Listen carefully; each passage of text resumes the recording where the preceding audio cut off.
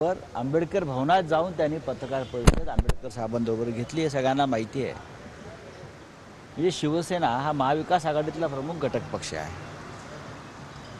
आमच्याबरोबर आता वंचितची युती आहे, म्हणजे आम्ही असं मानतो की वंचित सुद्धा महाविकास आघाडीचा घटक आहे।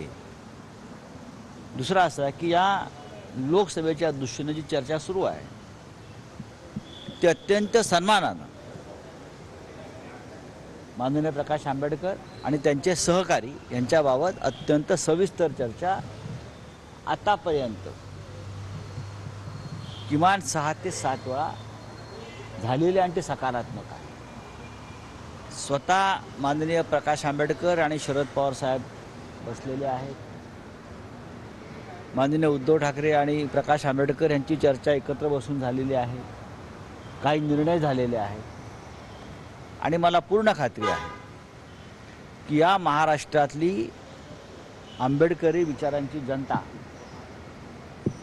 ही कोणत्याही परिस्थितीमध्ये डॉक्टर आंबेडकरांच्या संविधानाची नासधूस करून राज्य करणाऱ्या मोदींना पाठिंबा देणार नाही। आणि प्रकाश आंबेडकरजींचा सुद्धा हाच ठाम विचार आहे, काही झालं तरी या देशामध्ये संविधानाचं रक्षण व्हायला पाहिजे, डॉक्टर आंबेडकरांच्या भूमिकांचं विचारांचं रक्षण व्हायला पाहिजे। त्यांच्या जर आपण सभा पाहिल्या सातत्यानं त्यांनी हाच विचार त्यांच्या लोकांसमोर मांडलेला आहे। आणि म्हणूनच आम्ही सगळे समविचारी पक्ष हे माननीय बाळासाहेब आंबेडकर यांना एकत्र घेऊन सन्मानानं महाराष्ट्रात पुढे जाणार आहोत।